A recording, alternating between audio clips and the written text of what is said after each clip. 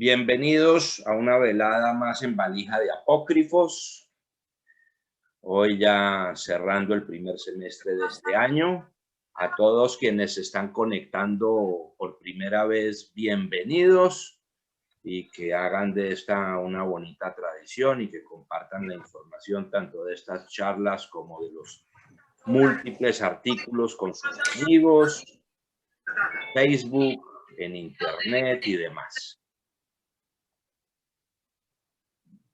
El día de hoy contamos nuevamente con nuestro querido Ariel Gelblum, director del Centro Simón Wiesenthal para Latinoamérica, quien nos va a hablar de nuevas formas de antisemitismo. Antes de cederle el micrófono, como abrebocas siempre, quiero invitarlos a las próximas actividades que están programadas acá. El domingo a las 4 de la tarde de Bogotá, en el espacio de la Confederación de Comunidades Judías de Colombia, vamos a hacer el lanzamiento de la versión colombiana del libro de 300 preguntas en 300 palabras, escrito por Gabriel Bentasgal, sobre el conflicto árabe-israelí, con un capítulo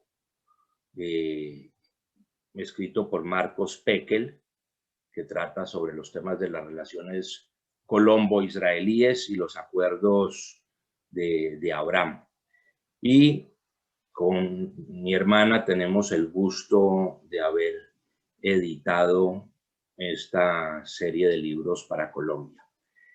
La próxima semana, el día 5, analfabetismo matemático y sus consecuencias. Y en las siguientes semanas tendremos rabinos con ataque de pánico, relatividad moral, los nefilim o alienígenas en el Tanaj, marcha de la vida, pandemia y el zodiaco en el judaísmo. Bienvenidos todos a compartir esas charlas, que las tendrán listadas y presentadas en Facebook o en los correos electrónicos que enviamos a los que están registrados en el portal. Sin más, mi querido Ariel, la plataforma es toda suya y nuevamente muchas gracias por estar con nosotros. No, el agradecido soy yo. La verdad siempre es un placer intercambiar contigo. Y antes de empezar, mi agradecimiento personal de todas las charlas. Uno, digamos, de tus adeptos también se empezó a sumar los jueves a las charlas que doy yo a 5 de la tarde hora Bogotá, 7 de la tarde hora Buenos Aires. Y hay gente que me sigue ya desde hace 1 año y medio, ahí la veo a Nora saludando, que empezó junto con la pandemia y esta actividad llegó para quedarse.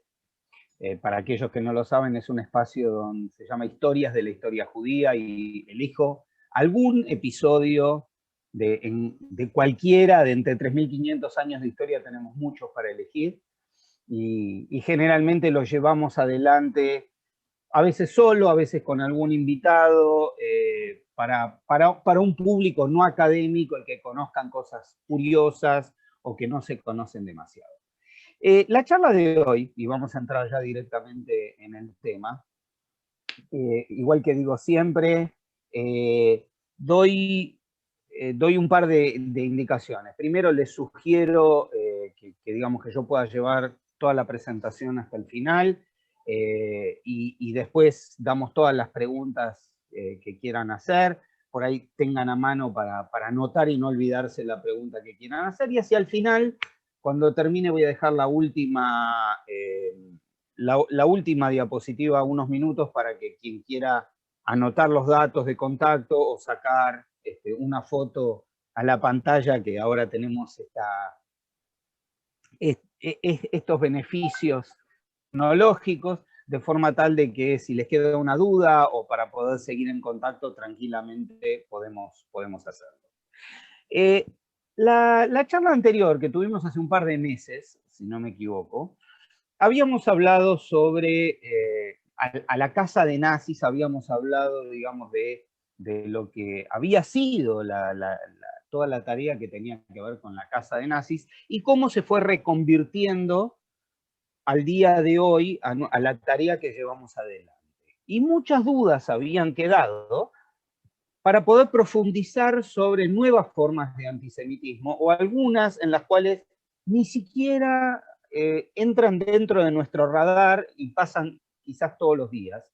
Algunas de ellas me quedó muy claro cuando Jack publica el flyer de esta charla y un señor escribe abajo como diciendo, UNESCO, ¿y UNESCO qué tienen que ver? Bueno, uno de los temas de los que vamos a hablar hoy a la noche, ya verán que tiene que ver con este tipo de situaciones.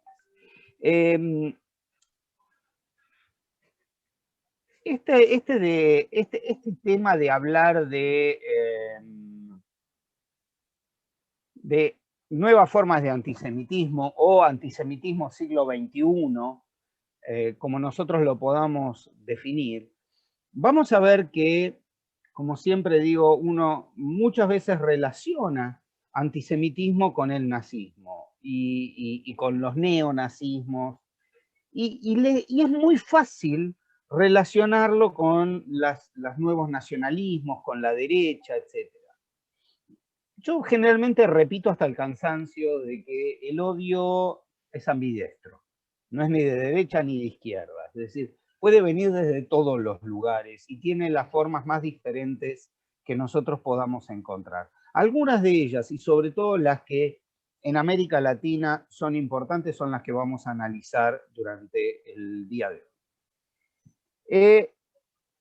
Yo creo que, y vamos a empezar por ahí, y que tiene que ver con algo que el día jueves pasado en mi charla profundizamos mucho con Gabriel Ventasgal, que va a estar el domingo con ustedes, hablando de cuál fue la gran victoria del marketing de aquella gente que no nos quiere. Y yo creo que esa fue haber relacionado o inventado una acusación de contra Israel. ¿Y por qué digo que es una gran victoria de marketing? Creo que hay pocas palabras con tanta carga negativa como la palabra apartheid o la acusación de apartheid. Y además es muy fácil cortar y pegar y repetir de que Israel es un estado apartheid o los judíos ejercen apartheid. Que cuando uno quiere explicar que vivimos nosotros hoy, de tanta inmediatez, cuando alguien tiene que cliquear, ver más, ya directamente, o que una explicación nuestra dure más de tres frases, perdemos la atención del público. ¿En qué momento nace esto? En el año 2001, a partir de una idea de las Naciones Unidas, era celebrar la victoria contra el apartheid y generar la primera conferencia mundial contra el racismo. Había una expectativa en todos lados del mundo de llevar adelante este tipo de conferencia, en la cual, si bien estaba auspiciada y organizada con el paraguas de las Naciones Unidas, iban a formar parte ONGs de todos lados, más las representaciones de los distintos países. La idea era llevar esta conferencia a Durban, Sudáfrica, mostrando justamente uno de los lugares donde fue vencido el apartheid. Todas las preconferencias, es decir, cada una de las regiones en que la ONU suele dividirse,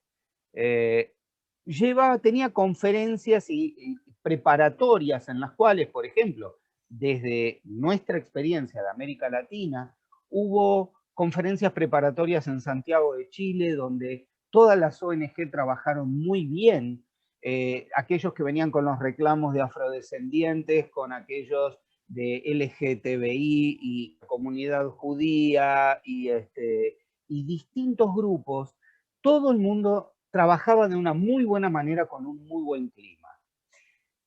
Donde se empezó a ver que esto no sucedía y empezó a olerse un tufillo un tanto extraño fue en Ginebra, en Europa. Quien nos representa en estas organizaciones es el director de Relaciones Internacionales del Centro Wiesenthal, doctor Shimon Samuels, con su sede en París, que empezó a ver que algo sucedía donde las distintas organizaciones no gubernamentales se iban repartiendo una hoja que a él no le daban, pero él llegó a ver como se trataba de una hoja de ruta de algo que después vamos a empezar a conocer y que se va a hacer más conocido en el mundo. Ustedes recuerdan cosas como la flotilla, como el BDS, como distintas cuestiones que todas ellas empezaban a aparecer por detrás de la organización de esta conferencia para Sudáfrica. Cuando la conferencia se llevó a cabo, en ese momento, los estados se empiezan a dar cuenta de que las ONG pro-palestinas empiezan con el discurso del apartheid de Israel y con un odio que no se veía desde el fin de la Segunda Guerra Mundial. Por ejemplo, el jefe de policía de Durban le explica a las delegaciones judías que estaban todas en un mismo hotel que no podía garantizar su seguridad para caminar 3 cuadras hasta el centro comunitario judío de Durban para poder celebrar el Shabbat, porque en el medio había 10.000 personas con carteles diciendo Hitler tenía razón y que Israel era igual que los nazis y que había que destruir Israel y atacar a todos los judíos en cualquier lugar donde estén.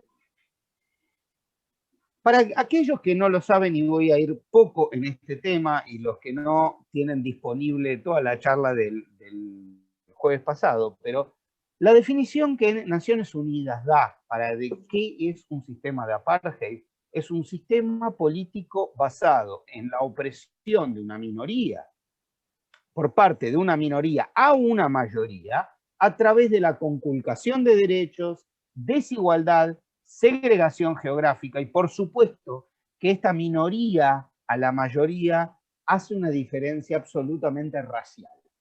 Si nosotros tomamos esta definición, ninguna de estas situaciones se puede traspolar directamente a la relación entre Israel y Palestina. Sin embargo, sostener, además, como bien explica Gabriel, ¿de qué estamos hablando? ¿De Gaza, donde Israel no está? ¿Estamos hablando de los territorios? ¿O estamos hablando de la pequeña zona donde Israel desarrolla un sistema de decisión sobre un lugar que eventualmente está en disputa? Pero esto no significa de que se trata de absolutamente todo el territorio y que de ninguna manera tiene que ver con esto. Esto dio la inspiración, como decíamos, al peligroso movimiento de boicot, desinversión y sanciones.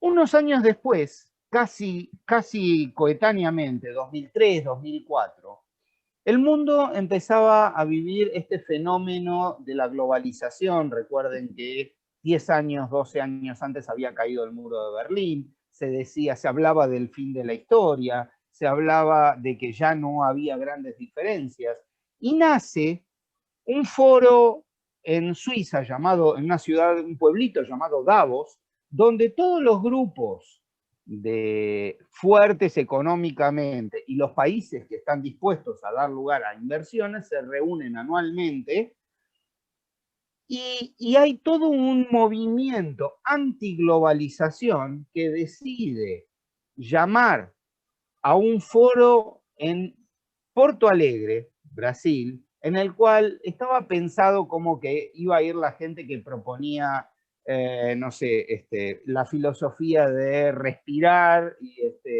y a través de la respiración y del yoga, tener una vida más sana. Comenzaban los movimientos vegetarianos y veganos que hoy están tan en boga, gente que proponía un mundo más limpio. Sin embargo, todo eso fue absolutamente cooptado por los grupos pro-palestinos, al punto tal de que hoy el residuo del Foro Social Mundial se llama Foro Social Mundial Palestina Libre. En ese foro, que había nacido, como dije, como una reacción anti-Davos, aparecen todas estas ideas donde ya se venía hablando de utilizar sanciones como se había hecho contra el apartheid, contra Israel, desinvirtiendo, boicoteando, haciendo sanciones en lugares internacionales, y otro tipo de iniciativas, como se acuerdan lo de la flotilla, de llenar barcos de ayuda humanitaria, que muchos de ellos no tenían ayuda humanitaria, para tratar de ganarle a la barrera marítima que ponía Israel y mostrarse como que eran víctimas de un ataque por parte de un ejército de ocupación. La realidad es que el movimiento BDS es un movimiento que está perdiendo espacio en algunos lugares, porque en algunos países ha sido declarado ilegal, pero se presenta a sí mismo como un movimiento pacífico para boicotear, sancionar y desinvertir la ocupación sionista de Palestina. Ahora bien, nunca queda claro en el discurso, y esto voy a retomarlo más tarde porque en Chile hoy se está repitiendo, nunca queda claro a qué se refiere como ocupación sionista. ¿Al año 67? ¿Se refiere a todo el Estado? Si ustedes se toman el discurso de los dirigentes de la Federación Palestina de Chile, dice que están en contra de la ocupación y el Club Palestino utiliza el mapa entero de la región como si fuese Palestina, negando el derecho de la existencia de Israel. Con lo cual para ellos la ocupación es todo. Es un Estado entero que existe, que no debería tener que existir. Contra este tipo de acciones, yo voy a contar algunos ejemplos claros y concretos que por ahí algunos no conocen. Sobre todo, a las mujeres les suena mucho la marca Ava. Ava era una marca de productos de cosmética que tenía puestos, góndolas, pónganle el nombre que quieran, en todos los malls y shoppings en distintos lugares, y que se trataba de una compañía que, basada en un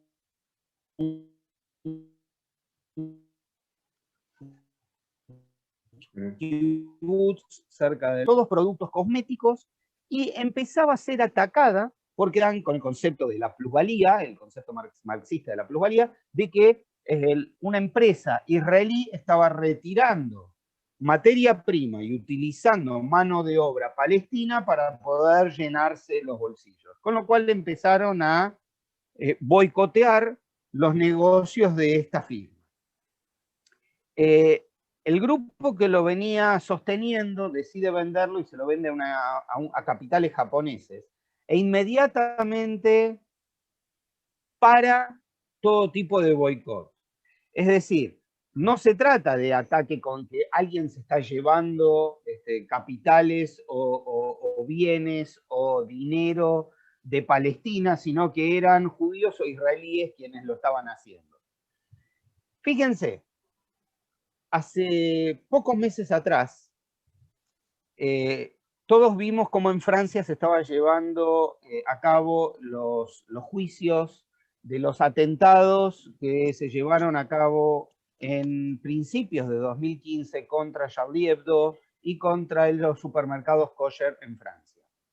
La gente de los grupos BDS, unos meses antes, tenían, pónganle aquí el nombre que quieran, sudadera, remera, polera, camiseta o el nombre que cada uno en su lugar lleve, con el signo del BDS, entraban en los supermercados, llenaban los carros con todos los productos kosher, supuestamente iban a atacar los productos israelíes, pero los que agarraban eran los kosher. Amenazaban al cajero del supermercado, se llevaban los productos, los tiraban en la calle y los quemaban. Pregunto yo, ¿Qué tiene que ver atacar los productos kosher con la política de Israel? Es decir, aquí se trata de una confusión absoluta donde lo judío es exactamente igual que lo israelí, y por eso es que lo van a atacar. Esto generó, entre otras cosas, que además no es pacífica, además, digamos, va en contra de todo lo que ellos vienen sosteniendo. Desde ya que todos los grupos que hablan de juntar dinero para poder sostener las acciones del BDS, muchas de estas ONG tienen relación absoluta con grupos terroristas y están financiando grupos terroristas. Hay todo un estudio que el Ministerio de Asuntos Estratégicos de Israel desarrolló, en el cual demuestra la conexión de la recaudación de dinero a través de ONGs que apoyan el BDS, de dineros que va a parar directamente al terrorismo. Entre otras cosas, voy a dar 2 o 3 ejemplos más. Hay un cantante norteamericano que tiempo atrás solía ser ortodoxo y con el tiempo se fue laicizando, llamado Matisiau. Cuando se acababa el verano europeo de 2016 en Valencia, deciden hacer un festival de reggae. Lo invitan a Matisiau para participar de la inauguración del festival, y los grupos BDS empiezan a boicotear la participación de él, diciéndole que solo lo van a dejar participar siempre que él haga una declaración contra la ocupación israelí. Él dijo, yo no tengo por qué dar ninguna posición política, soy un ciudadano norteamericano, no tengo absolutamente nada que ver con esto, y al único al que se le está requiriendo una posición política es a mí. ¿Qué es lo que hizo la organización? Dijo, bueno, no queremos líos, si es que existe la palabra, lo desinvitan, lo cual generó, por supuesto, otra vez una actividad contraria para aquellos que defendían la libertad de expresión y que tiene que ver. El festival ya había empezado y se resuelve que iba a ser un jueves, viernes, sábado y domingo, que él esté el domingo para el cierre. Por supuesto, él subió y dijo, aquí hay gente que está muy equivocada, yo estoy a favor de la paz y es lo único que voy a decir, y empieza a cantar, y por supuesto lo silbaron durante todo el festival. Acababa de dar el ejemplo de Chile. Chile, hace años atrás, en la localidad de Valdivia, hicieron, estos grupos promovieron que haya una resolución que se declara libre de apartheid israelí, donde se pedía que el municipio no contrate con empresas israelíes, pedir que el Estado Nacional rompa relaciones con Israel, etcétera, y que no haya con las universidades ningún tipo de relación. Perdón, vamos a volver uno para atrás todavía. Y después de que la comunidad judía de Chile, contratando abogados y por medios legales, logra hacer retroceder y declarar inconstitucional esta medida, comienza toda una campaña que en estos momentos se está llevando adelante para que el Congreso de la Nación haga este tipo de cosas, que vote una ley en la cual genere, diciendo de que no se puede efectuar compras de lugares donde, según el derecho internacional, se esté llevando adelante una ocupación. Por supuesto que no están pensando en la compra de productos rusos que está ocupando Crimea, o productos chinos de que está ocupando determinados lugares de Tíbet, o otros lugares en el mundo donde hay conflictos. Solamente se les ocurre pensar en Israel.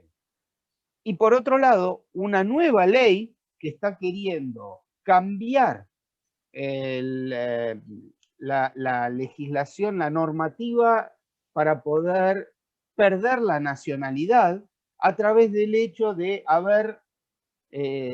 de que los ciudadanos que hicieron servicio militar en algún otro país se le quite la ciudadanía chilena. Y el senador que lleva adelante este proyecto, grabado y cualquiera lo puede ver, donde dice, bueno, yo no sé cómo serán con los coreanos o los chinos, pero con los israelíes seguro, y hay 10.000 ciudadanos chilenos que están en Israel y que hicieron el ejército y que a esos hay que quitarle la ciudadanía. Como verán, gente de muy buen corazón. Vamos a dar el ejemplo más claro. Este señor, Roger Waters, es uno de los que lleva adelante este tipo de campaña, sosteniendo en absolutamente todos los lugares donde va de que él no es antisemita, que él está en contra de las políticas de Israel. Sin embargo, cuando no tiene o cree no tener un micrófono delante, dice cosas como estas. Por ejemplo, todos somos humanos y algunas personas son humanas de forma diferente que otras. Estos malditos, porque está hablando de los judíos, nos matarán a todos, van a matar a todo el planeta para cumplir con las profecías que ellos creen que es su literatura divina. Creen ser elegidos y ellos creen que su Dios ha decidido que ellos son muy especiales, que son excepcionales y que deben ser servidos por cada ser humano del planeta. Y esto no lo dijo frente a 2 o 3 personas, sino en un teatro en Montevideo, antes de una actuación de él, donde él creyó que no lo estaban grabando y sí lo estaban grabando. A lo largo de su última gira por América Latina, desde nuestra institución lo que hicimos fue tratar de denunciar todos estos actos a lo largo de todo este recorrido. La gira terminaba en México. A mí me tocó estar en Ciudad de México y en Puebla un tiempo antes de que él llegue, y un grupo de jóvenes voluntarios se acercaron y con ellos preparamos una campaña. Y estas son las cosas que él utiliza en los recitales, ni más ni menos que un cerdo basado en la cerda judía de la Edad Media. Y este grupo arma estos volantes, flyers o como quieran llamarlo, donde dice que mientras John Lennon propone paz y amor, Roger Waters promueve el odio, y esto no es lo que quería Pink Floyd, que se adhieren a la campaña del Centro Vicental, di no a los mensajes de odio. Y estas cosas eran repartidas antes de entrar al recital de él en Ciudad de México. Y todo este grupo iba con este atuendo, donde decía resiste al racista, resiste el racismo de Waters, di no a los mensajes de odio, esto es lo que decía en sus espaldas. E iban regalando esta ropa y la gente se ponía esta antes de entrar al recital. Fue el único recital a lo largo de toda la gira donde él no hizo ningún tipo de mensaje político. Vamos a la UNESCO.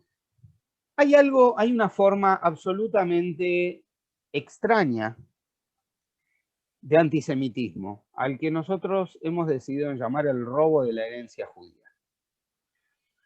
Hay muchos chistes al respecto, gente que dice que cada vez que la idea es cambiar el relato histórico para demostrar de que los palestinos están hace muchísimos años atrás y que los judíos somos ocupantes, que somos alienígenas de esta tierra y que no tenemos ningún tipo de relación. Hay chistes de CIA que suponen de que cada vez que un paleontólogo encuentra algo nuevo en Israel, seguramente está buscando el palestinosaurio o alguna de esas cosas, como para decir que estaban antes. Este señor que ustedes ven aquí es a quien yo me refería, el doctor Shimon Samuels, director de Relaciones Internacionales del Centro Vicental.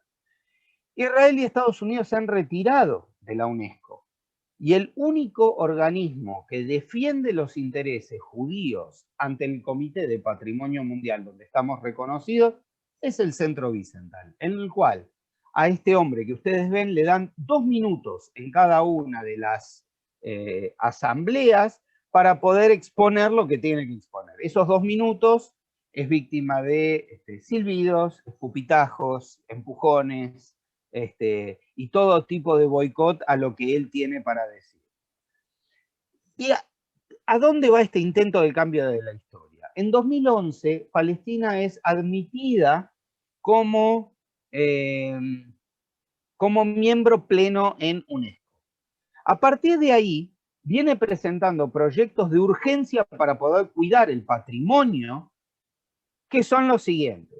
Fíjense, en 2012, un año después de haber sido admitidos, pide que sea considerado patrimonio mundial e histórico para la importancia de la historia palestina y de los árabes en Medio Oriente, la iglesia de la Natividad, donde supuestamente nació Jesús. Y la ruta de peregrinación que va desde Al-Quds, Jerusalén, hacia la Meca. 2012.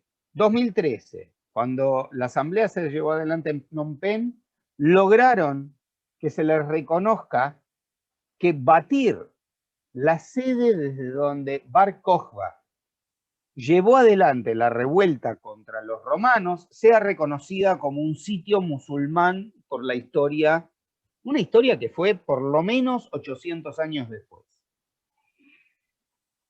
En 2014, que se reconozca la tumba de Rachel como mezquita, antes de ir al Comité de Patrimonio Mundial en Doha.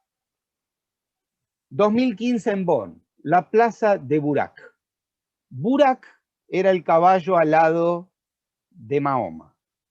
Al parecer Mahoma paró una noche en la ciudad de Al-Quds, ató su caballo alado a unas piedras y él subió al cielo durante la noche, volvió durante la mañana, desató el caballo Burak y se lo llevó. Las piedras a las que hace referencia no son otras que el Muro de los Lamentos.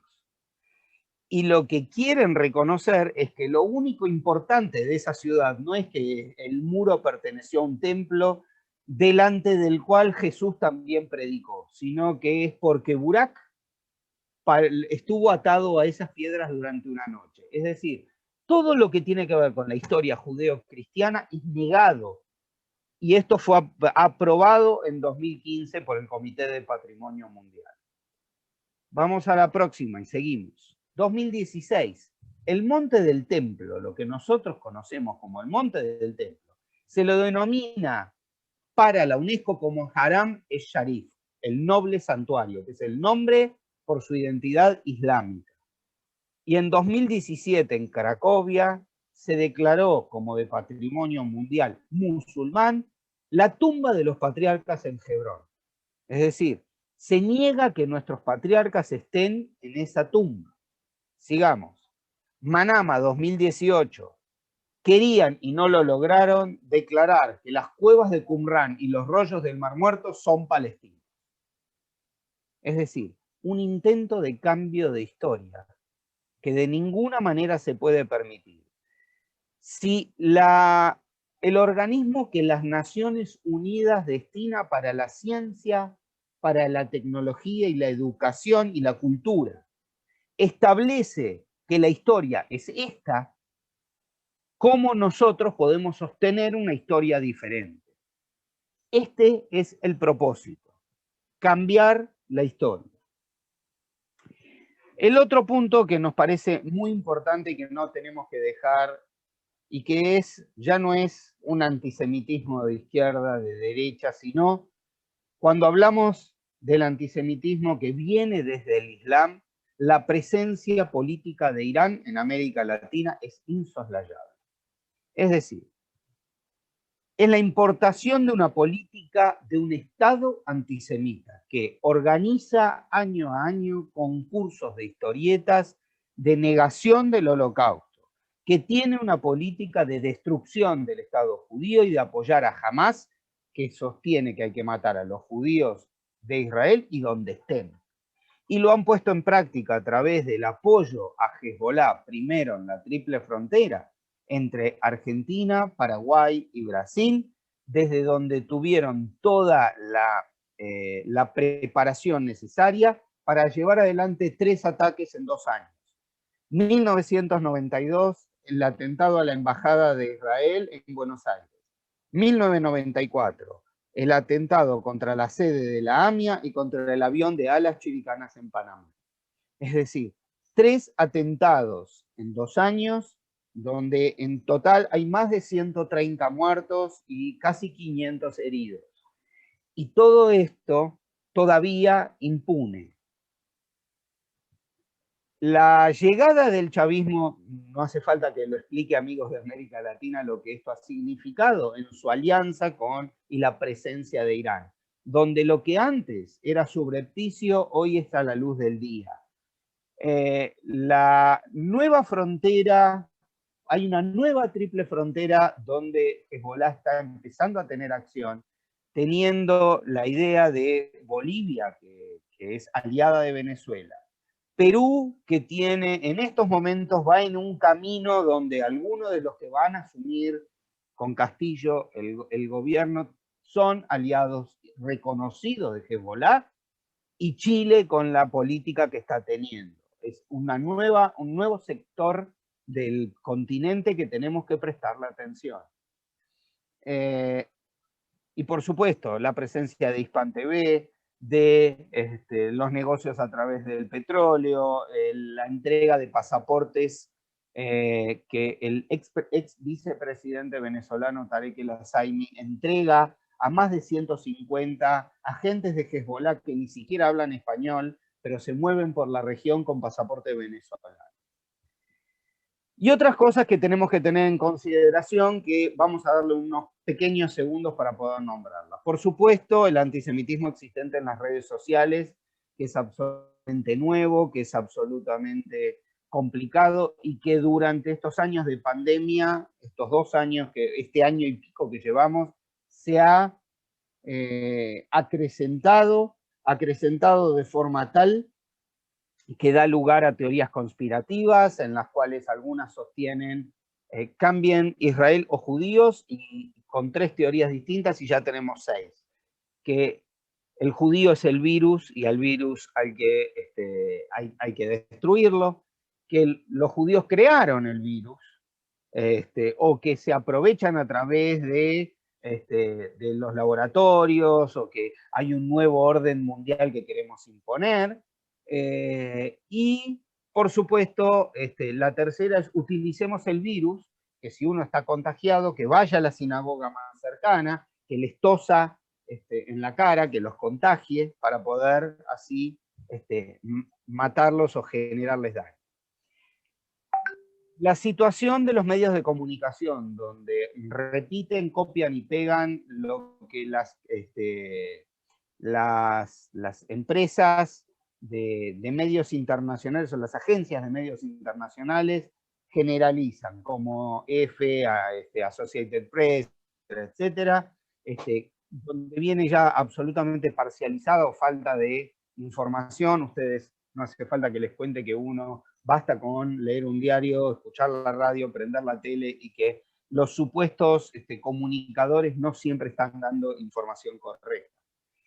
Los nuevos nacionalismos que están apareciendo en Europa, la crispación en la política norteamericana, siempre tienen al judío en el medio como aquel que bueno, tiene doble nacionalidad, al que hay que atacar, que es el distinto.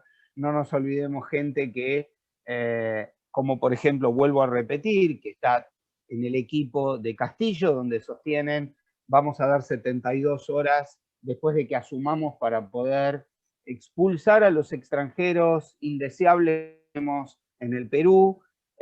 Algunos interpretan que se refiere a venezolanos, otros a hablar de que los judíos no son peruanos o no son chilenos, o con esto que estamos refiriéndonos. El fenómeno llamado interseccionalidad. Es decir, después de la caída del muro de Berlín se ha generado una idea en la cual el mundo se divide entre aquellos que están son los opresores y los oprimidos. Entonces, si yo me identifico con algún sector oprimido, tengo que ser aliado de todos los sectores oprimidos. Si yo me reconozco como gay, que fue en algún momento un sector reprimido de la sociedad, tengo que apoyar a los palestinos en contra de los judíos que los sojuzgan. Y no les importa de que si alguien, que en Tel Aviv tienen un maravilloso desfile del orgullo y en Gaza es impensable de que alguien se reconozca como gay.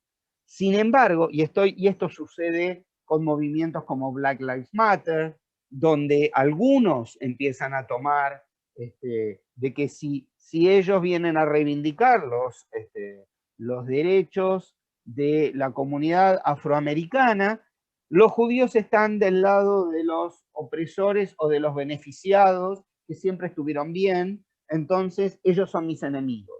Es decir, esta fórmula de pensar la van a encontrar muchísimo y es una contra la que uno tiene que cortar y sostener de que estas alianzas no tienen razón de ser.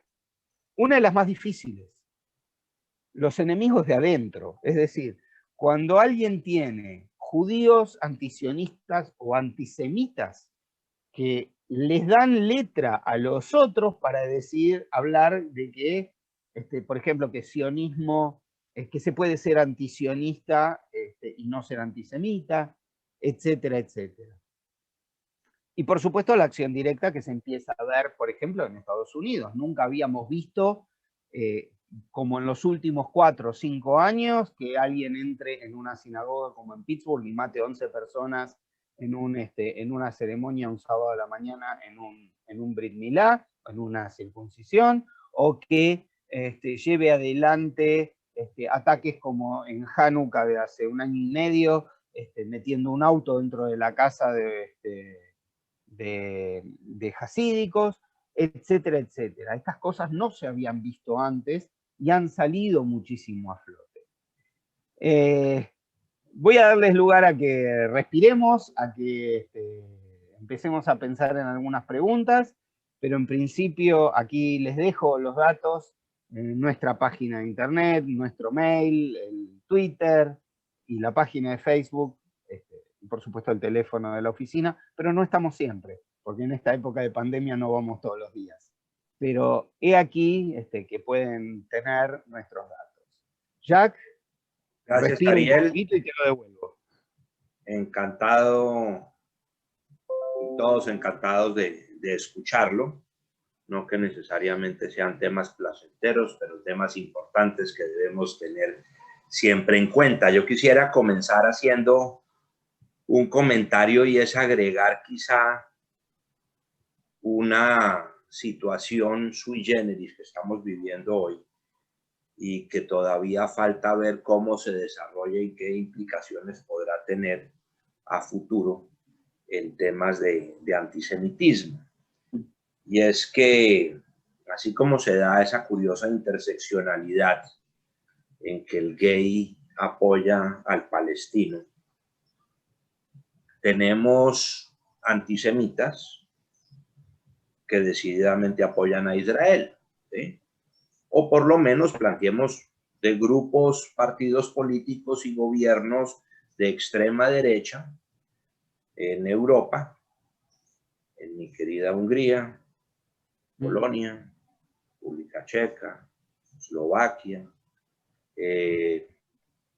y entre los trumpistas en Estados Unidos, que pueden ver en Israel ese escudo contra el Islam invasor, pero para quienes los judíos no son deseables, ¿no? Y esa historia todavía no se ha relatado completamente, ¿no? Mientras que ellos estén en el poder, por ejemplo, en Hungría, pues uno será el cantar y de repente también se nos regresará una dosis de antisemitismo cuando salgan ellos del poder y nos recuerden que recibimos apoyo de personas o grupos con orientaciones fascistas, ¿no? Que siempre han sido Déjame nuestros explicar primeros algo. enemigos. Sí. Voy a dar una pequeña explicación para esto. El fenómeno que se da en los países del este de Europa, es decir, generalmente todos aquellos que formaban parte de la órbita soviética, menos Rusia, que tiene una historia absolutamente diferente. Han pasado sin escalas de la ocupación nazi a la ocupación soviética. Y cuando cae el muro de Berlín y tienen que empezar a tratar de encontrar un nuevo lugar en las nuevas generaciones, necesitan, para poder despertar una nueva conciencia nacional, necesitan de héroes y necesitan de próceres.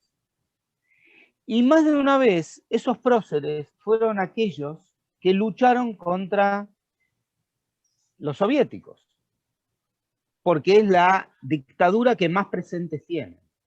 Pero muchas veces aquellos que fueron la resistencia contra los soviéticos fueron los pronazis, y con ganas.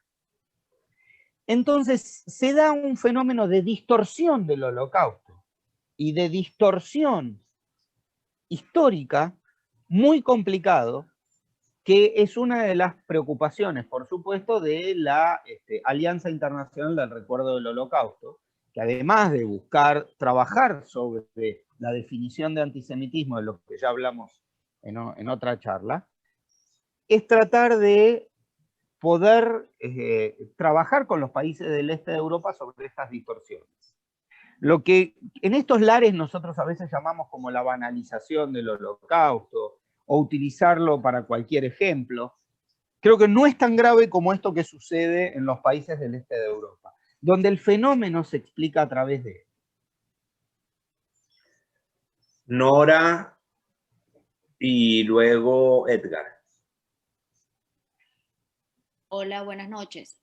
Ariel, precisamente quería hablar un poco de la nueva ley polaca, Sí. porque es importante la nueva ley polaca que sacaron y que de hecho el ministro de Relaciones Exteriores de Israel hizo un comentario importante. Eso por una parte. Y la segunda pregunta es sobre lo que pasará en Alemania después de que Angela Merkel se vaya, porque lo que yo veo es la toma muy fuerte del partido de, si no me equivoco, es Alternativa para Alemania, es el nombre en español. AfD.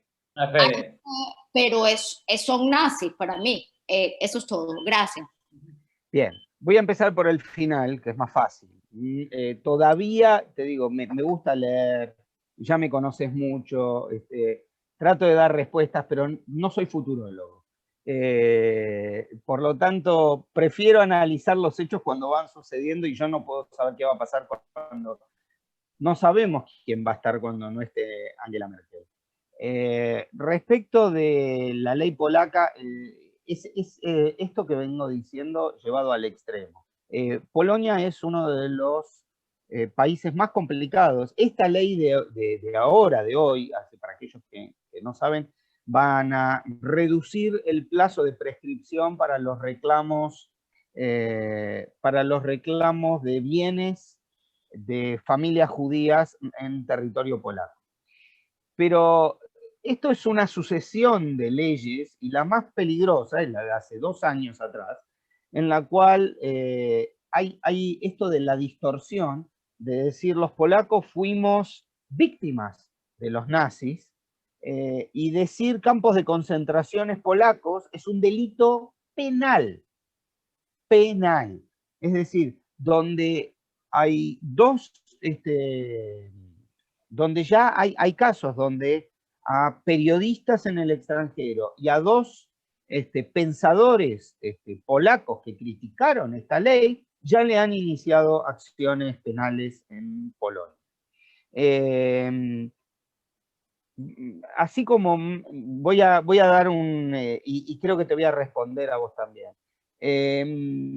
Aquí voy a recomendar un libro que acabo de terminar y que creo que todos pueden conseguir, que me ha parecido lo más, una perlita de este año, que se llama Los Amnésicos, de Geraldine Schwartz.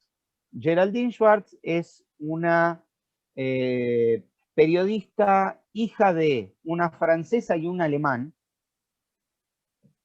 que empieza a tener noticias y ella hace todo un trabajo a partir de reconstrucción de su historia familiar, de empezar a darse cuenta que la fábrica que su abuelo alemán tenía en Mannheim, debió haberla obtenido aprovechándose de la arianización de la economía y habiéndose quedado con 2,5 marcos por una empresa que valía mucho más, a través de un reclamo que un descendiente de la familia judía le hizo en determinado momento.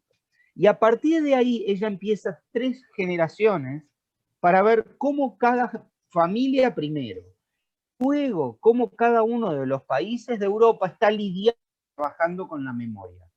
Y por supuesto refiere a estos casos de Hungría, de Polonia, pero también al de Austria, también se refiere en especial al de Italia, y cómo durante muchos años deliberadamente borraron determinadas cosas de la historia, o Francia, por ejemplo, cómo borraron determinadas cosas de la historia cuando en lugar de asumir su parte de culpabilidad para poder trabajar.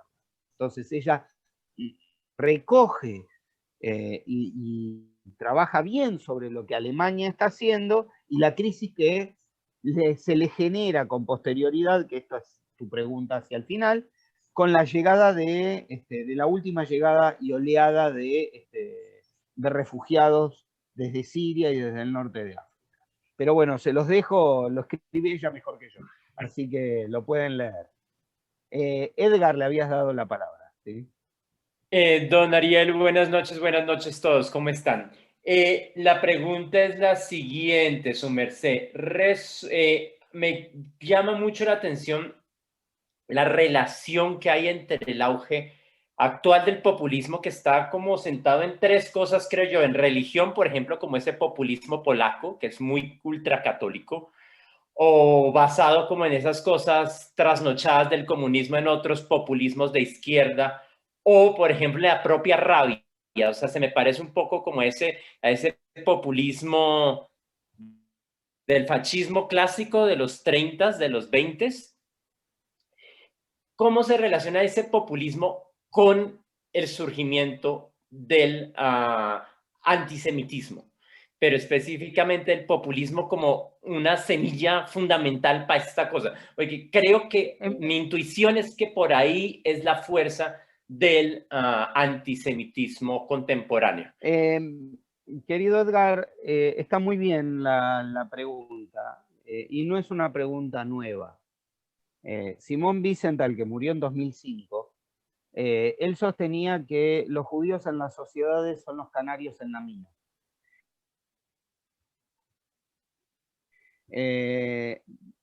Por esta historia de que los mineros entraban en las minas de carbón y los entraban con jaulas, es decir, al gas que no se veía y que era altamente tóxico.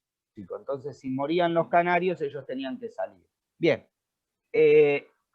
Históricamente, el judío ha sido extranjero en otras tierras, o es muy fácil de reconocerlo como alguien distinto, diferente, o que se ha mantenido a lo largo de los años queriendo mantener digamos, una particularidad. Y es fácil de señalar. Entonces, es una de las fórmulas, y los nacionalismos y los populismos necesitan la figura y necesitan la dialéctica de ellos y nosotros. Es decir, nosotros somos los buenos y todo lo malo está en el que no es como yo o no piensa como yo. Y aquel que no está de este lado está del lado contrario. Y ahí es donde los populismos de cualquiera de los dos lados, como dije al principio, ambidextramente están así. Así que bueno, espero haber respondido tu pregunta. Gracias, don Ariel. De nada. Otras preguntas, comentarios. Estoy leyendo en Facebook o en mi WhatsApp también. Estamos bien, Jaime, entonces. Jaime de Mayo. Jaime de Mayo, por favor, y bienvenido a este foro. Muchas gracias. Estoy hablando de Santiago de Chile. Presido la comisión EMET de Beni, que estamos ocupados de estos temas. Veo que en esta reunión también me acompaña el querido hermano Abraham Judilevich. Mira, la pregunta es la siguiente. Ariel, todo lo que tú explicas tiene como una lógica, pero decir que es una antilógica, porque quiero tratar de desarrollar rápidamente la pregunta. En el sentido de que es impresionante cómo tú puedes poner como lógica de que el muro del lamento también para lo positivo, no tiene lógica del punto de vista histórico, no sé cuánto, de que haber vuelto a la Tierra prometía después de 2000 años. Eso no tiene como lógica. Escuché de que eso es el caso de los pueblos originarios, el caso más exitoso. El que puede volver después de 2000 años, entonces es lo más exitoso. Entonces mi pregunta es lo siguiente. Nosotros estamos funcionando en torno al judaísmo mucho que es la antilógica que le llamo. Pero nosotros tratamos de enfrentar nuestros problemas con la lógica. Entonces, ¿no hay una manera de enfrentarlos con la antilógica? No sé si me explico, porque... Te explicas perfectamente, pero yo te voy a dar la antilógica es el problema en esta situación, porque cuando estamos hablando de UNESCO o de la ONU o de organismos internacionales, nosotros no somos el único tema. Hay muchos temas que se tratan y es muy fácil conseguir en una negociación de votos. Yo te doy mi voto, vos dame el tuyo para darme un cargo o para darme alguna otra cuestión, tomando como moneda de cambio este tema donde, sobre todo en UNESCO, Israel no está y Estados Unidos se fue. Entonces, es muy fácil instalar este tipo de temas.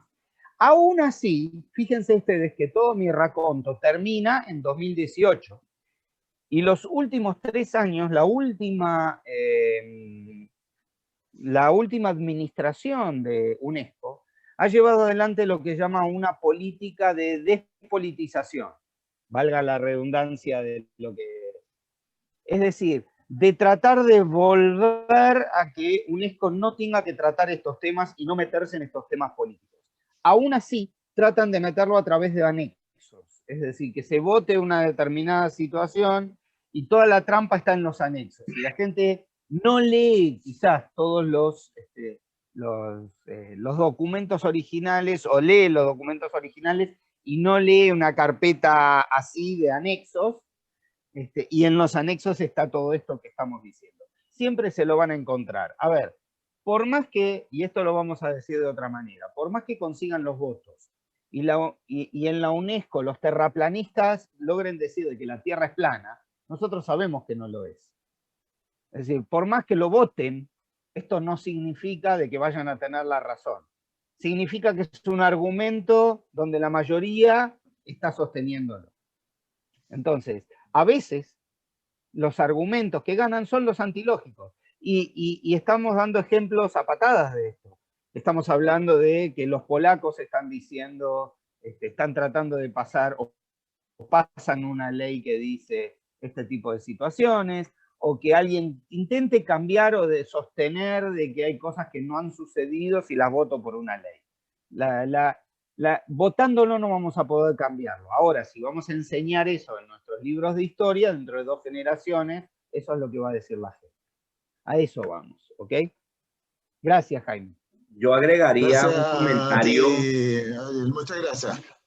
Agregaría un comentario a lo que dice don Jaime, y es que a la hora de la antilógica, nosotros tan preocupados siempre por explicar, por presentar los argumentos históricos, legales, políticos, ¿no? Hacer la asbará adecuada. Resulta que en ese campo la estamos viendo peluda, ¿sí? Ya es un campo de batalla más complicado. Donde la podemos tener más fácil hoy en día es en el campo de lo que no es tan lógico irracional y que es el tema de las pasiones religiosas. O sea, así de ilógico como es tener ese gran apoyo del mundo evangélico americano, ¿no? Con temas que no se explican con argumentos políticos, sino religiosos y de la pasión. Ahí Mi ha ido queridísima Gigi y Ángela. Ángela, que hace tiempos no la veo por acá, así no esté sino en foto, pero qué rico tenerla. Gracias, gracias. Me causa curiosidad dos cosas. Una, primero que todo estoy completamente de acuerdo con el tema de la ganancia que tiene la antilógica en todo el tema del antisemitismo. Pero yo creo que detrás de eso nosotros hemos perdido la vista. Por ejemplo, crea de la misma manera como se crean arbitrariamente proyectos en UNESCO o en latinoamericano, el lobby con los reguladores, con los senados, con los legisladores, siento que debiera ser más fuerte y debiera ser más directo, porque al final de cuentas, por ejemplo, el hecho terrorista que se hizo en Argentina pudo haber sido castigado de haber leyes que castigan ese tipo de hechos. Y siento que a nivel, y obviamente no conozco muchísimo ni nada de fondo el trabajo que se hace en América Latina, pero siento que ese es un área donde se puede tener bastante acción y hacer las coaliciones con estos grupos con los que tú estabas hablando ahorita, Jack, para que tengan apoyos en los congresos latinoamericanos y se creen leyes muy claras antisemitas y de odio, ¿no? Que también pueden ser aplicadas a otros grupos, desde luego. Entonces mi pregunta es, ¿sí se está haciendo algo a nivel general o es algo pasivo y secundario? Sí, se están haciendo cosas y Ángela, le invito a que siga nuestras redes porque ahí semana a semana nosotros contamos todas las novedades. Voy a dar el último ejemplo de la semana pasada. Aquellos que recién hoy me conocen y no lo saben, hace 2 años vengo trabajando muchísimo para que distintos países, organismos, universidades, lugares de la sociedad civil en distintos lugares del continente adopten la definición de antisemitismo o que forme parte de las leyes de los países. Uno de los organismos que adoptó la definición fue la OEA, y la OEA anunció que va a nombrar un comisionado para que ayude en la lucha contra el antisemitismo y que su objetivo sea ir a tratar de convencer a la mayor cantidad de estados posibles para que adopten la definición. En ese marco, el día jueves pasado, tuve una reunión con el secretario general Almagro y juntos ellos, digamos, aceptan la ayuda de todo el expertise que venimos juntando a lo largo de todo este año, porque nosotros ya produjimos un manual de cómo los oficiales públicos, jueces, fiscales, políticos deben interpretar la definición para poder condenar un acto antisemita. Y ellos están tratando de adaptar un manual que hizo la Unión Europea a la realidad latinoamericana, trabajo que ya tenemos hecho. Entonces, en el momento en que... Entonces, es un ejemplo claro, y esto yo lo di a conocer al público el día jueves pasado, con lo cual, de seguir nuestra página o de recibir nuestra información y todo esto, usted va a estar al tanto de todo lo que nosotros, o por lo pronto desde mi institución, hacemos. ¿Y esto es una iniciativa a nivel latinoamericano o individual? Sí, yo dirijo la oficina para América Latina. Es decir, yo trabajo desde México hasta la Antártida me toca a mí. Y a la oficina que yo dirijo. Felicitaciones, porque siento que es un área donde debe estar muy amarrado el tema legislativo. Gracias, Ángela. La invito entonces a que después busque nuestras redes sociales y nos siga. Vicky, estabas ahí. Vicky, cuéntenos de nuestros aliados. Bueno, pues ojalá le vaya bien con la OEA, porque me estrellé hablando ahí un cliché con todas las acusaciones de derechos humanos a Colombia, y me encontré con la gran sorpresa de los que conforman el Comité en la ONU de Derechos Humanos Internacionales a nivel de Latinoamérica. Son enemigos totalmente, son de izquierda. Y por lo tanto, pues no sé si como en el comité de la EA le vaya bien a Ariel, y ojalá manejando toda esta región, todos los integrantes y los miembros que trabajen por el antisemitismo, pues no sean contrarios y sean amigos del antisemitismo, ¿no? Pero mi pregunta viene de pronto un poquito salida, pero sí me causa mucha curiosidad, porque he venido escuchando las charlas desde el COVID y todo, y a veces parece una sensación en todos los diálogos del cambio de gobierno de Israel y la salida de Netanyahu y cómo salió, pues hacen ver como, hombre, como que fuera un alivio, pero yo lo veo más como un peligro futuro. Y en ese orden de idea, mi pregunta para el doctor Ariel, muy conocedor del tema, es ¿qué tanto ayudó al antisemitismo la salida de Netanyahu? Porque yo, como miembro activo del comité, acabo de ser salida y censurada como secretaria de los asuntos interreligiosos en Colombia, porque critiqué una figura donde es totalmente antisemitismo, donde hacen ver el odio de Israel contra Palestina, que está masacrándola, y acabo de salir y ser censurada precisamente porque soy discriminatoria del Estado de Palestina. ¿Cómo les parece? Entonces mi pregunta es, la salida y cómo salió el gobierno de Netanyahu y cómo salió Netanyahu, ¿ayudó al antisemitismo? Porque creo que estos meses ha crecido mucho más, y sobre todo en Latinoamérica, donde no entendemos este tejemaneje, las guerras y los conflictos, y vemos pues ese odio arriesgado a que los israelitas son bastante malos. Entonces, mi pregunta es, ¿cómo lo ven? ¿Cómo ve el asunto si el gobierno... Voy a tratar y como decíamos en el colegio, ir despejando incógnitas, porque hay una mezcla muy grande en esta pregunta que me haces. Hay determinados grupos que la figura de Netanyahu les resultaba funcional para poder justificar su política anti-israelí. Y la salida de él les ha quitado un argumento, pero de una u otra manera se la van a arreglar para sacar y poner. Digamos, yo creo que no es el argumento importante. A mí no me preocupa la salida de Netanyahu. Estamos hablando de una democracia fuerte que, como democracia parlamentaria, saca uno, pone a otro. Hemos visto de que han tenido 4 elecciones, una tras de la otra, y la democracia con una guerra en la mitad, y para lo que es importante están todos unidos. Con lo cual a mí no me preocupa. Pero razones, digamos, y sí es importante un argumento que es falaz, que es el hecho de, digamos, en estos foros, como en los que tú me cuentas,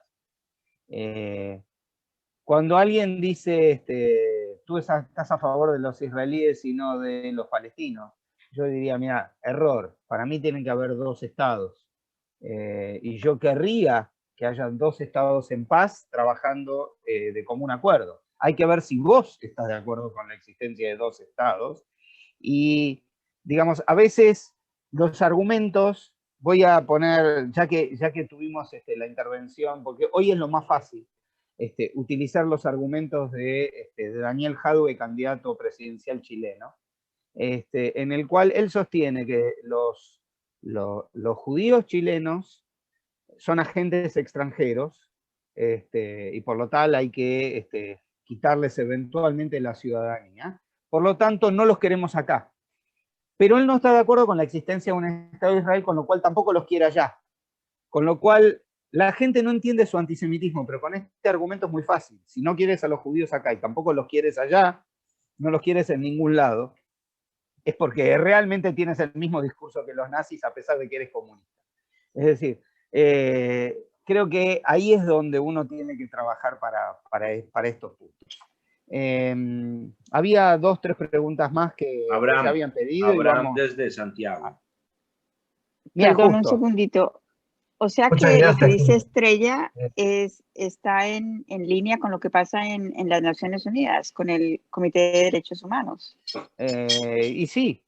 Ah, qué A ver, interesante. porque es una cuestión de juntar votos para determinadas, para yo te doy, vos me das, y es la idea con la que viene.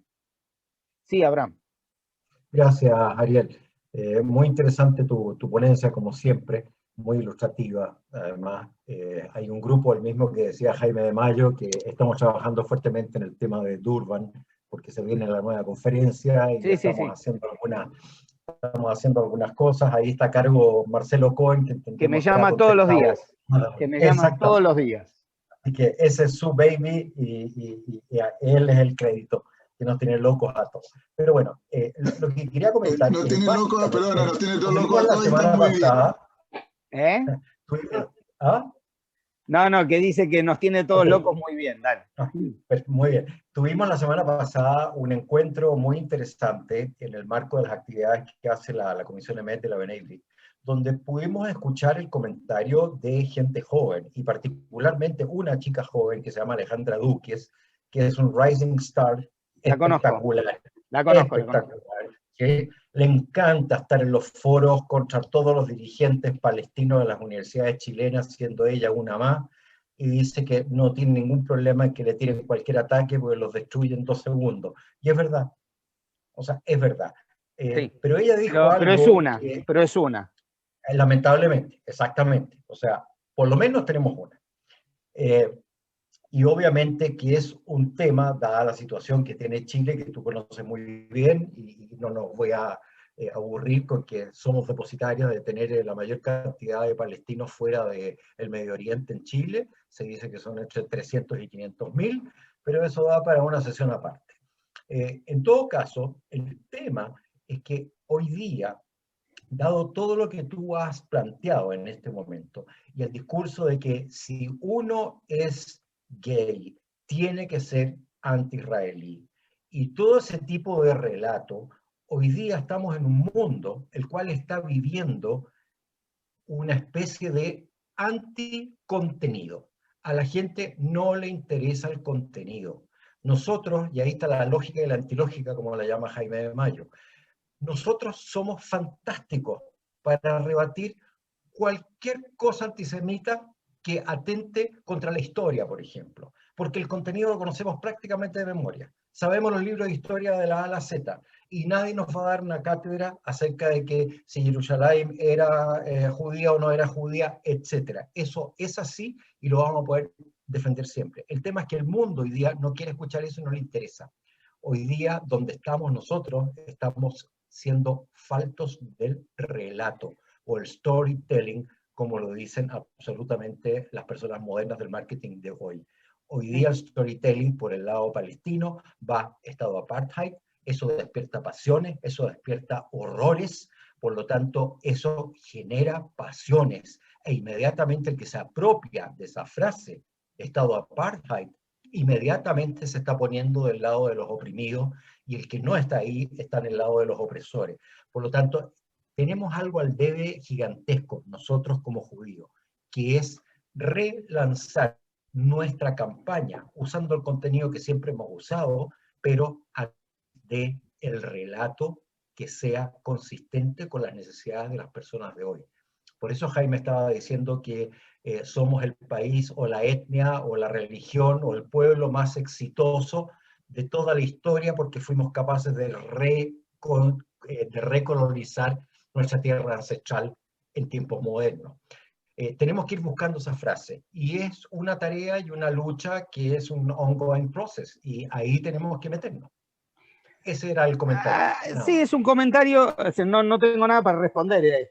Estás dando una... Sí, bien. Solo es un comentario. Bien. Así que si tienen ideas acerca de puntas, como dicen los publicistas, para poder generar relato, son más que bienvenidos, porque ahí es donde estamos. Y tú tienes una persona en Argentina que es brutal, que es la Cecil. La Cecil es maravillosa para eso. O sea, yo creo que se junta Cecil con Alejandra y con un think tank, son Sí, a capaces ver, de a mí generar me encantan los que, digamos, yo siempre le digo a Cecil que es una gladiadora, es decir, que la gladiadora en los medios. A ver, es cierto, pero la batalla de las redes sociales es una batalla que es pequeña para determinadas personas, es muy útil, pero no es la batalla central, digamos. Yo creo que hay muchos frentes donde hay que darlas y en todos lados hay que intentarla dar. Gracias. Dani había escrito una pregunta, pero me gustaría que la desarrolle un poquito más, así yo puedo contestar. Gracias, Ariel. Excelente la exposición y muy organizado. Solamente que cuando Jack hizo su comentario, yo pensaba que tú empezabas a responder y pasamos a otra pregunta. Entonces, por eso te pido que me recuerdes la pregunta, así la contesto.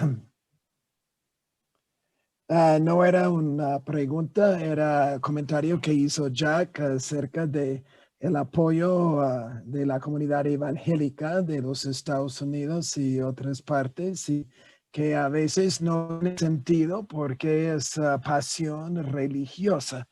Y sin embargo existe, es muy fuerte y de pronto muy necesario en todo lo que estamos enfrentando. Dani, yo te voy a contestar muy sencillamente. Uno de mis jefes, el rabino Abraham Cooper, que está en la sede central nuestra en Los Ángeles, él siempre dice que nosotros tenemos que unirnos con gente buena de todos lados del mundo y de todos los sectores del mundo donde sean gente buena que quiera construir y no destruir.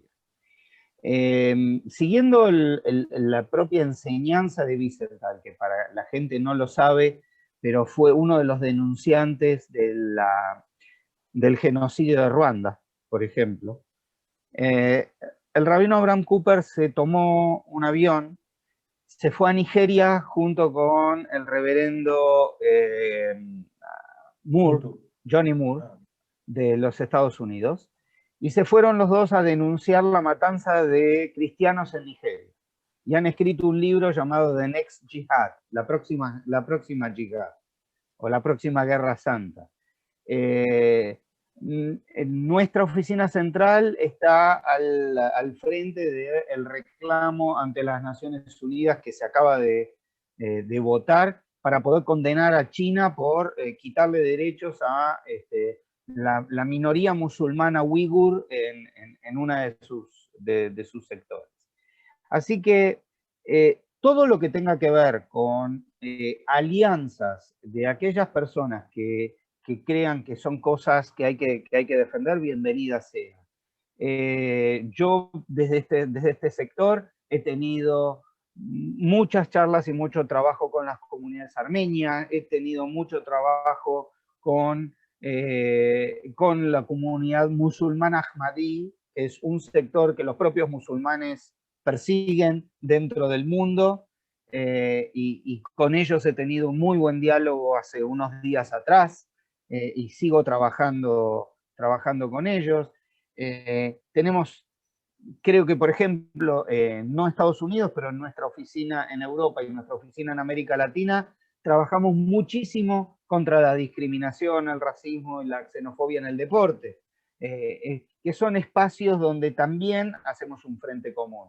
Es decir, cuando hablaba de la adopción de la definición de antisemitismo, la Asociación de Fútbol Argentina la adoptó antes que la Premier League, por ejemplo, porque entendieron que era un medio para poder estar en contra de eso. En las universidades hay que trabajar en los sindicatos, hay que trabajar en todos estos lugares. Yo he conseguido, por ejemplo, que el sindicato docente de la Ciudad de Buenos Aires adhiera a la definición. Y así hay que buscar en todos los lugares que uno pueda trabajar.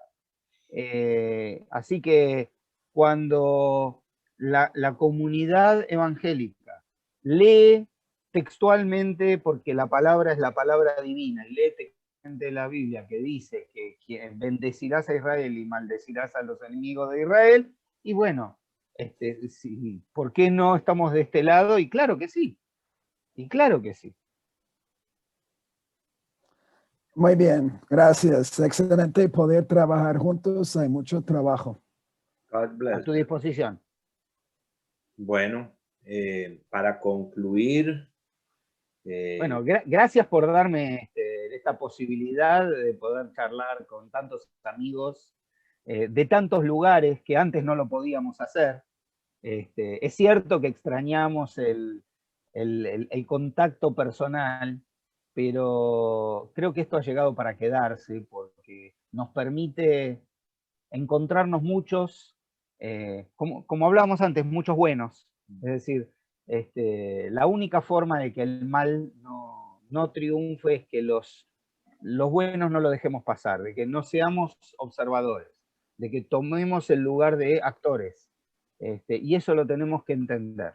El día que nosotros estamos viendo que algo malo está sucediendo y no hacemos nada, estamos siendo cómplices. Somos bystanders y uno no tiene que quedarse al lado. Así es. Y así como quería concluir, sus palabras son precisas porque representan el sentido de lo que quiero decir, que también ata cabos con lo que Abraham mencionaba de hacer brainstorming, una lluvia de ideas, generar nuevos conceptos, la importancia de estar siempre en la delantera, Oye, en la vanguardia de las situaciones. Me recuerda hace muchos años, por lo menos 20, hablando de cómo se nos empezaba a complicar el manejo de relaciones públicas, cómo ese romanticismo de ese naciente Estado de Israel empezaba a sedimentarse un poco porque ya era poderoso y sobrepasaba límites. Y le escuché a algún palestino de talla mayor explicar que lo que ellos sencillamente se habían dedicado a hacer era copiar nuestras estrategias. O sea, a nosotros nos toca mantenernos a la vanguardia, innovar y no sentarnos en los laureles, que ellos ya entendieron que haciendo el tipo de lobby que hacemos, haciendo este tipo de reuniones, como las hacemos, ¿no? Sentándonos con amigos, redactando historias, es que ellos también pueden hacer su labor. Nosotros sentamos el ritmo y ellos copian lo que nosotros hacemos. Y así encontraron parte de su éxito en relaciones públicas. Bueno, Ariel, nuevamente muchísimas gracias. Siempre bienvenido en este espacio. Y a todos los acá presentes, los invito este domingo al lanzamiento del libro 300 preguntas en 300 palabras, mitos y realidades del conflicto palestino-israelí, en su versión colombiana, a las 4 de la tarde en el espacio de la Confederación. Y de hoy en 8, aquí nos veremos para hablar de un tema sobre educación, muy importante, el analfabetismo matemático y sus consecuencias, a cargo del doctor Leder Schneider desde Chicago. A todos, muchísimas gracias, una feliz noche. Quienes nos acompañan por primera vez, que se les haga esto rutina y tradición, muchas gracias y hasta la próxima. Muchas gracias. Hasta luego. Bueno, y les repito, como no nos superponemos, como no nos superponemos todos los jueves a las 19 horas Buenos Aires, tengo mi espacio donde también están absolutamente invitados. Siempre hay un tema distinto de historia judía. El próximo jueves voy a hablar con un invitado músico sobre la música judía, la historia de la música judía. Eso va a ser bien interesante, pero yo no pude entrar la semana pasada, no sé por qué. Está disponible en la misma comunidad Betilel, están en el Facebook de la comunidad Betilel, están todas las charlas desde hace un año a esta parte, todas. ¿No había necesidad de ir al hospital? Hasta luego. Gracias, gracias. Feliz noche a todos. Gracias. Gracias a todos. Feliz noche a todos. Gracias, excelente.